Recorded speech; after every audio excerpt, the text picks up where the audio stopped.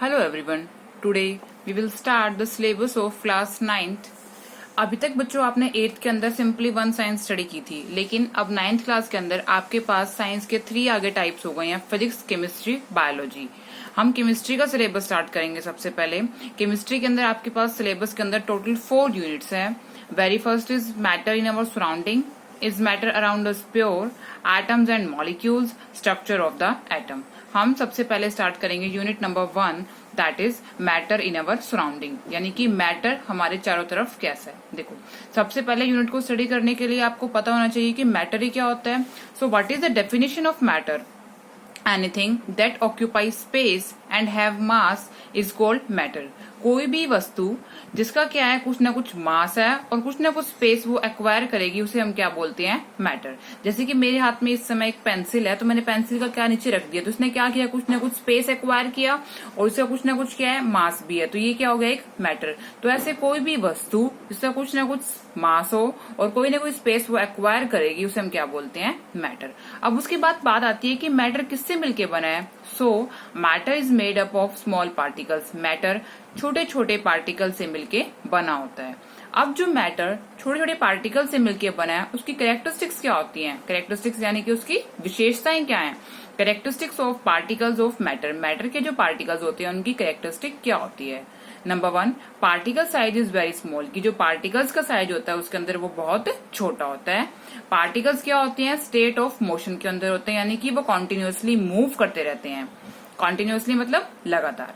Third, inter particle attractions keep particles close, कि जो inter particle attractions होती है, अब मैं आपको आगे बताऊंगी कि इंटर पार्टिकल अट्रैक्शन क्या होती है, वो क्या करती है, इसको पास में रखती है। Fourth one, effect of temperature on particle motion, कि जो पार्टिकल्स मूव कर रहे हैं उसके ऊपर मोशन टेम्परेचर का क्या इफेक्ट है। अब देखो डेफिनेशन आ गई है इंटर पार्टिकल अट्रैक्शन की। तो इंटर पार्टिकल अट्रैक्शन क्या है? The attraction between two particles is known as inter particle attraction, कि दो पार्टिकल्स के बीच में जो अट्रैक्शन होती है उसे हम क्या बोलते हैं? Inter particle attraction. मान लो मेरे पास एक पार्टिकल ये है, एक पार्टिकल ये, इनके बीच में जो अट्रैक्शन होगी उसे हम क्या बोलेंगे? Inter particle attraction. ठीक है। टेम्परेचर आपको पता ही है कि कितनी हीट ज्यादा है, कम है, तापमान। Number 1, particle size is extremely small, कि जो पार्टिकल्स का साइज होता है वो बहुत छोटा होता है। Number 1, we know that matter has particular nature. The particles differ from one matter to the other. हम ऊपर स्टडी करके आ चुके हैं बच्चों की जो मैटर किससे मिलके बना है? पार्टिकल से मिलके बना है। और जो पार्टिकल्स होते हैं हर मैटर के वो क्या होते हैं? अलग अलग होते हैं। एक्चुअल में होता क्या है कि जो पार्टिकल्स का साइज होता है वो इतना छोटा होता है कि उन्हें हम नेक्ड आई मतलब नॉर्मल आई से नहीं देख सकते, हमें इसके लिए माइक्रोस्कोप या अदर इंस्ट्रूमेंट का यूज करना पड़ता है। व्हाट वी सी, और हमें दिखता क्या है? हमें दिखता है ग्रुप ऑफ पार्टिकल्स। ठीक है, जो पार्टिकल्स होते हैं उनका हमें ग्रुप दिखता है, ग्रुप ऑफ स्मॉल और tiny particles. Second, particles are in a state of motion, की जो पार्टिकल्स होते हैं वो किसकी स्टेट में होते हैं? मोशन की, यानी कि वो रैंडमली मूव करते रहते हैं। कहते हैं कि after studying about the size of particles, one question comes to our mind is that whether these particles are in the rest or continuously moving, कि स्टडी करने के बाद पार्टिकल्स के साइज को हमारे माइंड में ये क्वेश्चन आता है कि जो पार्टिकल्स होते हैं वो रेस्ट में होते हैं या फिर मूव करते रहते हैं। तो हमने क्या आंसर देखा? दीज आर नॉट स्टेशनरी, वो रेस्ट में नहीं होते हैं। क्या होता है फिर?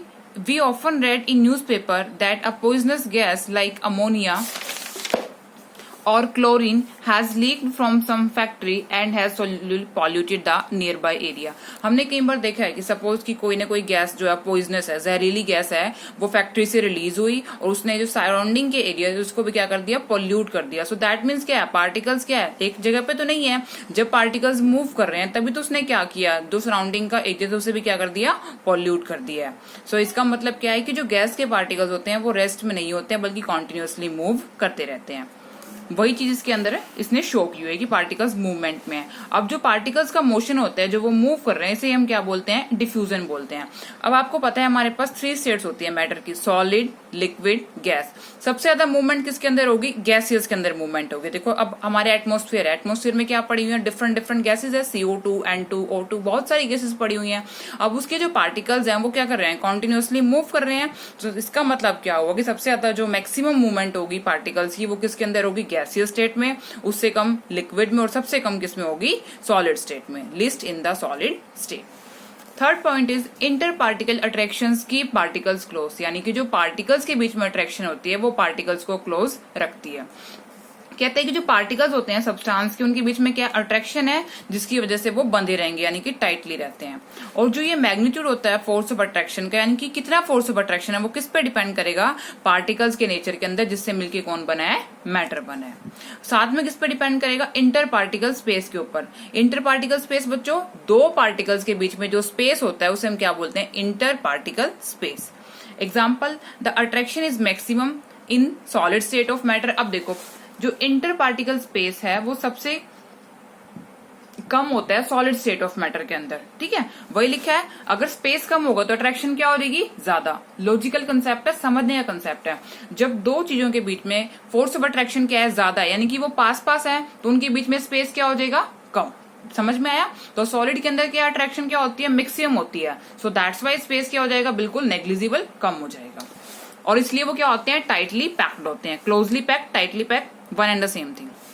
ये कम होगा लिक्विड में और सबसे कम किस में हो जाएगा, गैसियस के अंदर। ये मैंने ऑलरेडी बता दिया है कि आपको इंटर पार्टिकल स्पेस गैसियस के अंदर क्या होता है, मैक्सिमम होता है। Next point is effect of temperature on particle motion, की पार्टिकल के मोशन के ऊपर टेम्परेचर क्या क्या इफेक्ट पड़ेगा। कहता है कि जो पार्टिकल मोशन होता है हमेशा इंक्रीज करता है टेम्परेचर के बढ़ने के साथ। जब आप उसको हीट करोगे तो जो काइनेटिक एनर्जी होगी पार्टिकल्स की वो क्या करेगी, इंक्रीज करेगी, जिससे डिफ्यूजन भी क्या हो जाएगा, फास्टर हो जाएगा। देखो हमारे पास टू टाइप्स की एनर्जी होती है, मेनली काइनेटिक एनर्जी और पोटेंशियल एनर्जी। जब भी कोई पार्टिकल मूव करता है उस टाइम पे कौन सी एनर्जी रिलीज होती है, काइनेटिक एनर्जी। और जब वो रेस्ट में आता है तब कौन सी एनर्जी की बात करते हैं हम, पोटेंशियल एनर्जी की। तो अब पार्टिकल्स यहाँ पे क्या कर रहे हैं, कॉन्टिन्यूसली मूव कर रहे हैं, so that's why kinetic energy क्या कर रही है, उनकी इंक्रीज कर रही है। अब काइनेटिक एनर्जी इंक्रीज कर रही है मतलब वो एक जगह से दूसरी जगह पे फास्टली मूव कर रहे हैं, सो दैट्स वाई डिफ्यूजन भी क्या हो जाएगा उस केस में, फास्टर हो जाएगा। Thank you.